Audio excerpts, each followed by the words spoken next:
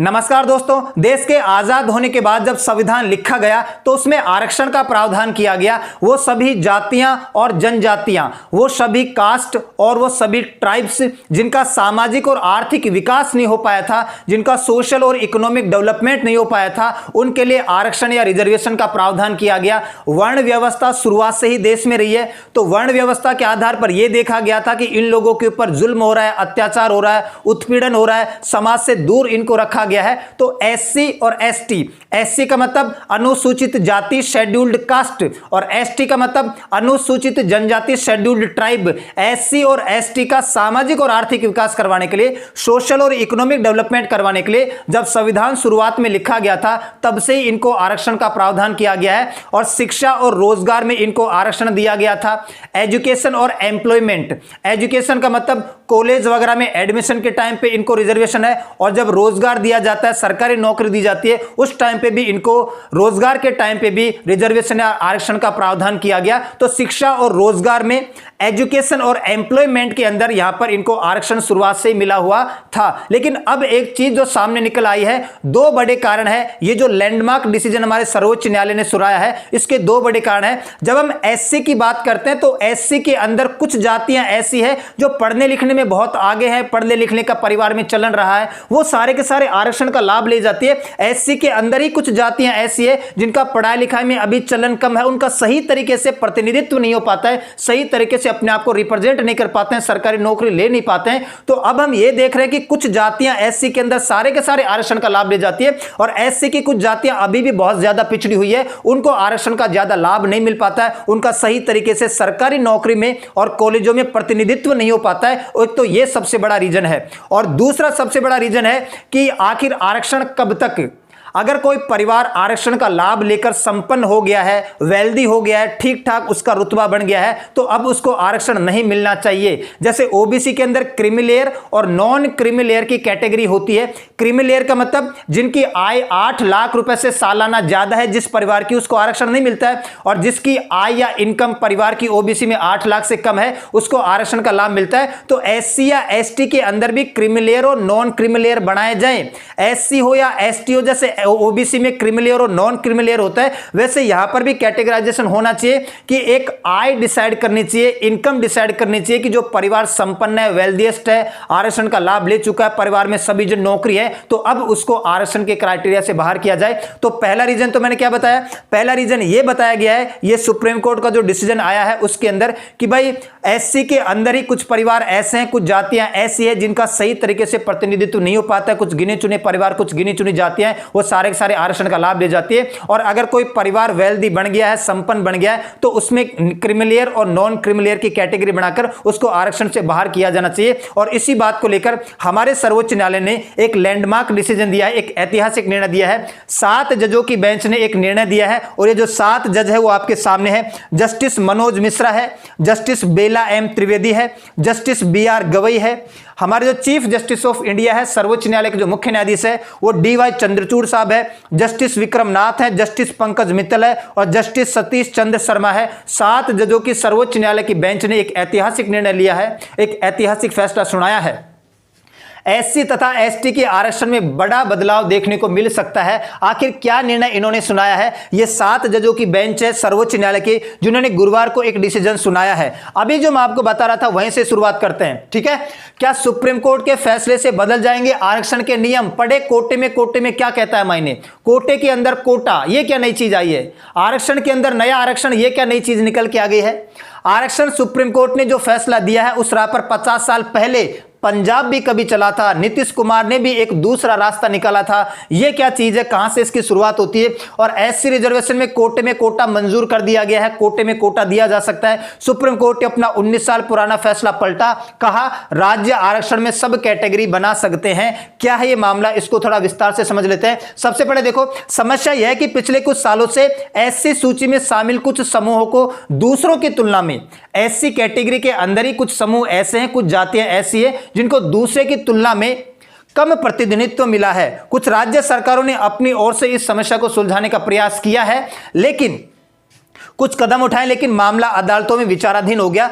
इसको मैं आपको एक सामान्य एग्जांपल के माध्यम से बिल्कुल सिंपल भाषा में समझाता हूं। मान लो एससी के अंदर 10 जातियां आती है और 15% आरक्षण इनको मिला हुआ है। एससी कैटेगरी है, 10 जातियां आती है और 15% आरक्षण इन जातियों को मिला हुआ है। अब इन 10 जातियों में से 7 जातियां तो ऐसी है जो पढ़ने लिखने में थोड़ी आगे है, पढ़ने लिखने का चलन ज्यादा है। ये 7 जातियां सारे के सारे 15% आरक्षण का लाभ ले जाती है। ये जो बची हुई 3 जातियां हैं ये सही तरीके से आरक्षण का लाभ नहीं ले पाती है। इनमें पढ़ने लिखने का चलन अभी भी कम है।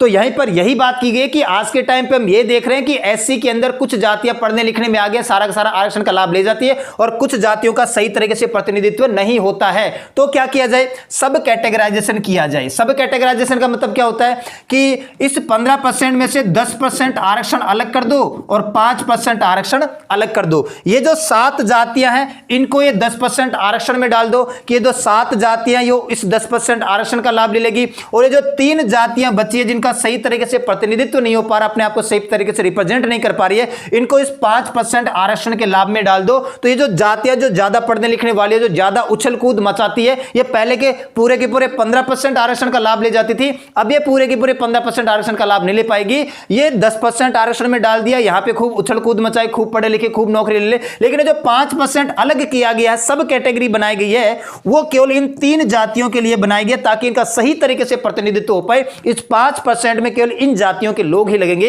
ये सारा का सारा इस लेक्चर का निचोड़ मैंने आपको बताया है और यही बात हुई है। गुरुवार को हमारा जो सर्वोच्च न्यायालय है, सर्वोच्च न्यायालय के 7 जजों की बेंच ने फैसला सुनाया है 6-1 से। 6 जजों ने एक साथ एक सुर में ऐसी बात कही है और एक है जस्टिस बेला त्रिवेदी, उन्होंने इसके विपरीत फैसला दिया है।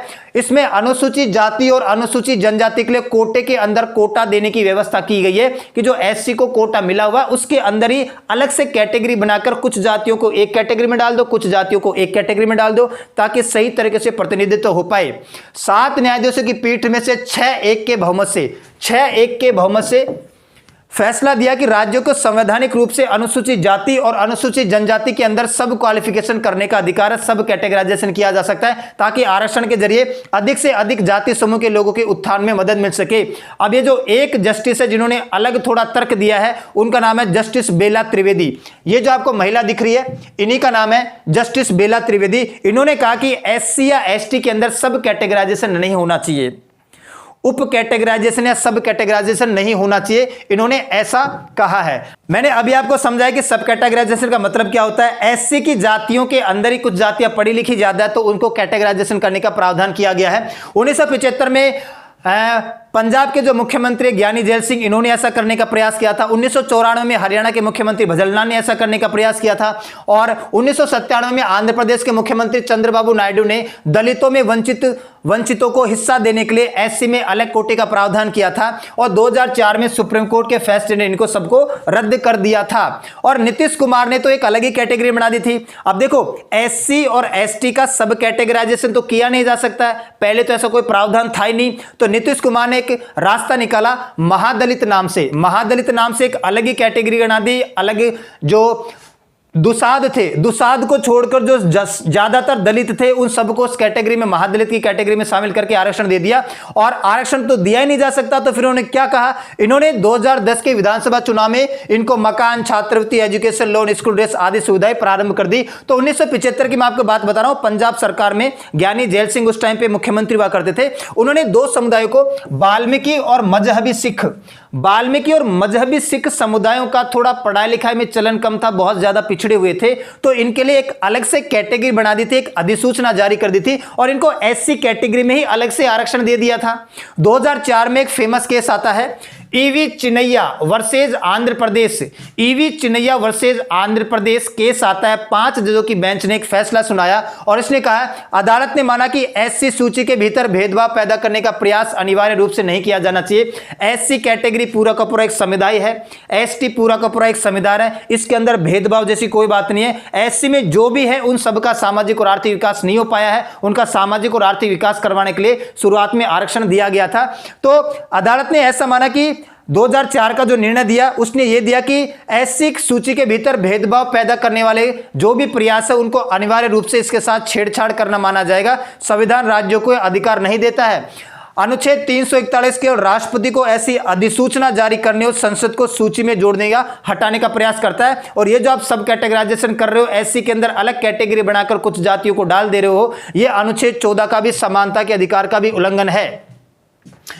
क्या एससी सूची में शामिल सभी जातियों को समान रूप से ट्रीट किया जाना चाहिए? एक थोड़ी सी बात देख लो, अनुच्छेद 341 क्या कहता है। अनुच्छेद 341 का जो पहला क्लॉज है वो ये कहता है कि राज्य हो या केंद्र शासित प्रदेश हो, यहां पर अनुसूचित जाति या अनुसूचित जनजाति की पहचान करना और इनको सूचीबद्ध करना ये राष्ट्रपति का काम है। और अनुच्छेद 341 का दूसरा क्लॉज ये कहता है कि जिनकी पहचान हो चुकी है, राष्ट्रपति के द्वारा जिन जातियों और जनजातियों की पहचान करके एक सूची बनाई जा चुकी है, उनको आरक्षण देने का प्रावधान हमारी संसद करेगी, हमारी पार्लियामेंट करेगी। ये दोनों प्रावधान 341 1 और 2 के अंदर है।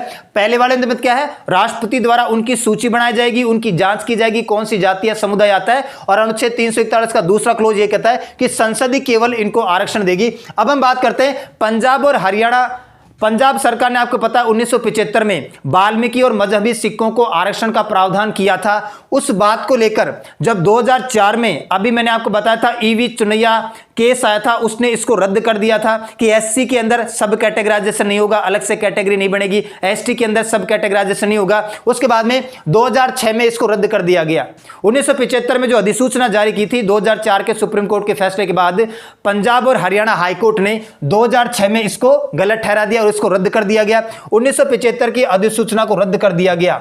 हालांकि उसी साल 2006 में तो रद्द कर दिया गया, भाई ठीक हम सब कैटेगराइजेशन नहीं कर रहे हैं, अलग से कैटेगरी नहीं बांट रहे हैं, लेकिन उसी साल 2006 में पंजाब सरकार ने अनुसूचित जाति और पिछड़ा वर्ग के लिए आरक्षण अधिनियम निकाल दिया 2006 में। और जब यह निकाल दिया, किसके लिए, जिसमें वाल्मीकि और मजहबी सिख समुदाय को आरक्षण में पहली प्राथमिकता देने का प्रावधान किया गया। उसके बाद में गैर वाल्मीकि और गैर मजहबी सिख नेता दविंदर सिंह ने चुनौती दी इसको हाईकोर्ट के अंदर। दविंदर सिंह ने यह कहा कि नहीं, एससी के अंदर वाल्मीकि को और मजहबी सिखों को अलग से कैटेगरी बनाकर आरक्षण नहीं दिया जाना चाहिए। तो 2010 में फिर हाईकोर्ट ने इसको रद्द कर दिया। किसको, ये जो 2006 में अधिनियम बनाया था वापस से, भाई 1975 में बनाया, 2004 में ईवी चुनैया स्वामी केस का फैसला आया, उसने कहा कि सब कैटेगराइजेशन नहीं होना चाहिए। 2006 में पंजाब सरकार ने इसको रद्द कर दिया। फिर 2006 में ही पंजाब सरकार ने एक और अधिनियम बना दिया, एक और कानून बना दिया। इस कानून के खिलाफ दविंदर सिंह ने फिर चुनौती पेश की पंजाब हरियाणा हाईकोर्ट के अंदर कि ऐसा नहीं होना चाहिए, सब कैटेगराइजेशन नहीं होना चाहिए। उसके बाद में फिर 2010 में हाईकोर्ट ने इस अधिनियम को रद्द कर दिया। और जब हाईकोर्ट ने इसको रद्द कर दिया इस वाले को, फिर मामला जाने लगा सुप्रीम कोर्ट में। फिर सुप्रीम कोर्ट में अपील की गई, ठीक है। 2014 में यह मामला निर्धारित करने के लिए 5 न्यायाधीशों की संवैधानिक पीठ को यह मामला भेजा गया, ठीक है। और ईवी चुनैया फैसले पर पुनर्विचार किया जाना चाहिए। ईवी चुनैया जो केस आया था कि भाई एससी के अंदर सब कैटेगराइजेशन नहीं किया जाना चाहिए, अलग से कैटेगरी नहीं बनानी चाहिए, इसके ऊपर पुनर्विचार किया जाना चाहिए। अदालत के 2004 के फैसले पर पुनर्विचार की जरूरत है। 2020 में एक बार फिर 5 जजों की बेंच बैठती है। 2020 में दविंदर सिंह बनाम पंजाब मामले में जस्टिस अरुण मिश्रा की अध्यक्षता वाली संविधान पीठ ने माना कि 2004 के फैसले पर पुनर्विचार की आवश्यकता है। 2004 में ईवी चिन्नैया स्वामी केस के अंदर जो फैसला आया था कि एससी या एसटी के अंदर अलग से कैटेगरी बनाकर अलग से सब कैटेगराइजेशन नहीं किया जाना चाहिए, इसके ऊपर पुनः विचार करने की आवश्यकता है। फैसले में कहा गया था कि अदालत और राज्य मूक दर्शक नहीं बन सकते हैं, वास्तविकताओं से अपनी आंख नहीं मूंद कर सकते हैं, आंख नहीं बंद कर सकते हैं। यह 2020 का मैं आपको फैसला बता रहा हूं जो सुप्रीम कोर्ट में जस्टिस अरुण मिश्रा की अध्यक्षता वाली बेंच ने सुनाया था कि आप आंखें बंद नहीं कर सकते। एससी का मतलब एससी में सभी संपन्न नहीं है, एसटी का मतलब एसटी में सभी संपन्न नहीं है, कुछ जातियां ज्यादा संपन्न है, कुछ जातियां कम संपन्न है। तो कम संपन्न जातियों का सामाजिक और आर्थिक विकास करवाने के लिए इनको अलग से कैटेगरी बनाकर आरक्षण दिया जाना चाहिए। पीठ ने माना था कि वह इस बात से असहमत है, एससी एक सहजातीय समूह है। ईवी चिन्नैया केस में क्या आया था कि एससी एक सहजातीय समूह पूरा का पूरा एक ग्रुप है, इसमें सभी को सामाजिक और आर्थिक विकास की आवश्यकता है। तो इससे ये 2020 वाली बेंच असहमत है, सभी एक जैसे नहीं है, जैसे ओबीसी में सब एक जैसे नहीं है, ठीक है। जनरल के अंदर सब एक जैसे नहीं है, क्योंकि जनरल के अंदर भी आपको पता है कि जनरल के अंदर भी वो जातियां जो बहुत ज्यादा पिछड़ी हुई है आर्थिक रूप से, उनको भी ईडब्ल्यूएस में 10% रिजर्वेशन दिया जा चुका है। तो ऐसा यहां पर क्यों नहीं किया जा सकता है, ठीक है। तो अनुसूचित जाति, अनुसूचित जनजाति और सामाजिक शैक्षणिक रूप से पिछड़े वर्गों की सूची में असमानताएं हैं, वाकई असमानता तो है। चूंकि इस बेंच में 5 ही जज थे, 2004 में जो बेंच बनी थी ईवी चिन्नैया स्वामी केस में, उसमें भी 5 जज थे। 2020 वाली बेंच में भी 5 जज थे। तो 5 जजों की बेंच 5 जजों की बेंच वाले फैसले को पलट नहीं सकती है, ज्यादा जजों की बेंच हमें चाहिए। वो 5 जजों की बेंच है तो हमें 7, 8, 10, 15 जजों की बेंच चाहिए। तो ये 5 जजों की बेंच रहेगी। तो इसके बाद में फिर ये मामला 2024 में इस मुद्दे पर, फरवरी 2024 से इस मुद्दे पर फिर सुनवाई स्टार्ट हो गई। और अब डीवाई चंद्रचूड़ की अध्यक्षता वाली खंडपीठ ने जो ईवी चिन्नैया बनाम आंध्र प्रदेश केस का फैसला था उसको बिल्कुल पलट दिया गया है। 2004 में जो फैसला सुनाया था इस केस में कि एससी के अंदर सब कैटेगराइजेशन नहीं किया जाएगा, एससी एक पूरा को पूरा एक जैसा ग्रुप है, यहां पर सभी को सामाजिक और आर्थिक विकास की आवश्यकता है, यहां पर कोई असमानता नहीं पाई जाती है, उस फैसले को पलट दिया गया है। और माना कि एसटी एससी में शामिल जातियों की सूची में बदलाव नहीं किया जा सकता है। जो इसने कहा था, किसने, ईवी चिन्नैया केस ने, कि एससी और एसटी की सूची में बदलाव नहीं किया जा सकता है, आरक्षण में बदलाव नहीं किया जा सकता है, सब कैटेगरी नहीं बनाई जा सकती है। अदालत के ताजा फैसले ने पहली बार एससी एसटी को दिए जाने वाले आरक्षण के तरीकों में बदलाव करने की बात की है। ईवी चिन्नैया मामले में अदालत ने माना था कि एससी को समान रूप से ट्रीट किया जाना चाहिए क्योंकि संविधान ने उनके लिए समान लाभ की कल्पना की है। हालांकि गुरुवार को ये जो हमारी सुप्रीम कोर्ट की 7 जजों की बेंच ने फैसला सुनाया है, उसके निर्णय में सीजीआई चंद्रचूड़ ने इस आधार को खारिज करते हुए कहा कि राष्ट्रपति की सूची में शामिल होने का तात्पर्य यह नहीं है कि जाति को और वर्गीकृत नहीं किया जा सकता है। राष्ट्रपति की सूची में शामिल है इसका मतलब यह नहीं होता कि आप इसको वर्गीकृत नहीं कर सकते और सब कैटेगरी में डिवाइड नहीं कर सकते हैं, कर सकते हैं। और एक और बात, क्या राज्य राष्ट्रपति की सूची के साथ छेड़छाड़ कर सकते हैं? हमारा जो मौलिक अधिकार है, हमारा जो अनुच्छेद 15(4) है, वो एससी के उत्थान के लिए राज्य को विशेष प्रावधान बनाने की शक्तियां प्रदान करता है। अनुच्छेद 16(4) राज्यों को विशेष रूप से किसी उस पिछड़े वर्ग को सरकारी नौकरी देने का प्रावधान करता है। तो अनुच्छेद 15(4) यह कहता है कि एससी के उत्थान के लिए राज्य विशेष प्रावधान बना सकता है। अनुच्छेद 16(4) यह कहता है कि विशेष रूप से पिछड़े वर्गों के लिए सरकारी नौकरियों में, नियुक्तियों में, अपॉइंटमेंट में भी अलग से प्रावधान बनाए जा सकते हैं। तो जिसका राज्य की सेवाओं में पर्याप्त प्रतिनिधित्व नहीं है, जिन जातियों का, जिन समुदायों का राज्य की सेवाओं में पर्याप्त प्रतिनिधित्व नहीं है, उनका प्रतिनिधित्व बढ़ाने के लिए राज्य ऐसा कर सकता है। तो वहीं गुरुवार को सुप्रीम कोर्ट ने बेंच ने कहा है कि अनुच्छेद 15(16) के तहत शक्ति प्रदान करते हुए राज्य पिछड़ेपन को देखते हुए विशेष प्रावधान प्रदान करने की स्वतंत्र है। अनुच्छेद 15 और 16 के तहत यह हमारा संविधान अधिकार देता है कि जिन लोगों का सही तरीके से प्रतिनिधित्व नहीं हो पाया, सही तरीके से रिप्रेजेंट नहीं कर पा रहे हैं अपने आप को, उनको अलग से प्रावधान किया जा सकता है, अलग से सब कैटेगरी बना के आरक्षण दिया जा सकता है, उनके पिछड़ेपन को ध्यान में रखते हुए। तो क्या सब कैटेगराइजेशन के मापदंड खुद सुप्रीम कोर्ट ने बताया कि सब कैटेगराइजेशन में क्या होना चाहिए, कैसे होगा। सुप्रीम कोर्ट की बेंच ने राज्यों के लिए सब कोटा कैसे तय करना है या निर्धारित किया है। उनके तहत राज्यों को उस उपजाति के संरक्षण की आवश्यकता साबित करनी होगी कि वाकई उस जाति को आरक्षण की बहुत ज्यादा अलग से आवश्यकता है। उपजाति के संरक्षण की आवश्यकता साबित करनी होगी, उसके पक्ष में प्रामाणिक साक्ष्य पेश करने होंगे, उप समूहों को वर्गीकृत करने के लिए तर्क संगत आधार देना होगा और जो तर्क संगत आप आधार दोगे उसको अदालत में साबित भी करना होगा कि वाकई उस जाति को आरक्षण की आवश्यकता है या नहीं। उसके लिए आपको प्रमाण या साक्ष्य पेश करने पड़ेंगे और वर्गीकरण करने के लिए आपको तर्क देना पड़ेगा कि क्यों करवाया जा रहा है वर्गीकरण, और साथ ही तर्क को अदालत में साबित भी करना होगा। यह बहुत ज्यादा जरूरी है। मुख्य न्यायाधीश ने रेखांकित किया है कि सार्वजनिक सेवाओं में किसी भी प्रकार का प्रतिनिधित्व केवल संख्यात्मक प्रतिनिधित्व नहीं होना चाहिए कि संख्या के आधार पर बहुत ज्यादा लोग किसी एक कैटेगरी से बन रहे हैं, एक कैटेगरी से लग रहे हैं, ऐसा भी नहीं होना चाहिए। राज्य को यह साबित करना होगा कि अनुसूचित जाति में बनाई गई उपजाति अधिक वंचित और उसका प्रतिनिधित्व अपर्याप्त है। सब कैटेगरी में या उपजाति में अगर आप सब कैटेगरी बनाकर, अलग से कैटेगरी बनाकर एससी के अंदर ही किसी जाति को डालते हैं तो आपको यह साबित करना होगा कि वो वाकई उपजाति ज्यादा वंचित है और उसको अधिक प्रतिनिधित्व की आवश्यकता है, उसका प्रतिनिधित्व अपर्याप्त हो रहा है। ये इसके मापदंड होंगे और तब जाके डिसाइड होगा कि उसको अलग से कैटेगरी बनाकर एससी में आरक्षण दिया जाए या नहीं दिया जाए। क्या क्रीमीलेयर का सिद्धांत अनुसूचित जातियों पर लागू होता है? जैसे ओबीसी के अंदर जिस परिवार की वार्षिक आय, एनुअल इनकम 8 लाख से ज्यादा होती है, वो क्रीमीलेयर में आता है, वो आरक्षण का लाभ नहीं ले पाता है। और जिसकी वार्षिक आय, सालाना आय ओबीसी के अंदर 8 लाख से कम है, वो नॉन क्रीमी लेयर में आता है, उसको आरक्षण का लाभ मिलता है। वैसा का वैसा एससी में भी किया जाना चाहिए। एससी के अंदर भी परिवार दर परिवार, पीढ़ी दर पीढ़ी लोग आरक्षण का लाभ लेते रहते हैं, सरकारी नौकरी लेते रहते हैं, बहुत ज्यादा परिवार संपन्न हो गए, वेल्दी बन गए, पैसे वाले बन गए, अब उनको आरक्षण की शायद खास आवश्यकता नहीं है। तो जैसे ओबीसी में क्रीमी लेयर और नॉन क्रीमी लेयर होता है ना, वैसे कि वैसे ही एससी के अंदर भी क्रीमी लेयर और नॉन क्रीमी लेयर होना चाहिए। जो परिवार संपन्न है, जिनकी इनकम, एक आर्थिक आधार तय करना पड़ेगा। इस सिद्धांत में आरक्षण पात्रता पर एक आय सीमा निर्धारित करनी होगी। जैसे ओबीसी में एक आय सीमा निर्धारित है क्रीमी और नॉन क्रीमी लेयर के लिए, वैसे एससी के अंदर एक आय सीमा निर्धारित करके क्रीमी लेयर और नॉन क्रीमी लेयर अलग अलग कर दो। क्योंकि अब तो 70-80 साल हो गए, बहुत जातियां आगे पढ़ लिख कर बहुत ज्यादा वेल्दी संपन्न बन गई है, तो क्रीमी लेयर और नॉन क्रीमी लेयर का कॉन्सेप्ट भी होना चाहिए। और ये जो जस्टिस गवई ने ऐसा कहा है कि क्रीमी लेयर का सिद्धांत भी अनुसूचित जातियों पर लागू होता चाहिए और होगा आने वाले समय में, इसका जस्टिस विक्रमनाथ, पंकज मित्तल और सतीश चंद्र शर्मा ने मामले पर जस्टिस गवई की राय के सहमति जताई है। तो दो बड़े सबसे बड़े अपडेट है, इसका जो निचोड़ मैं आपको बता रहा हूं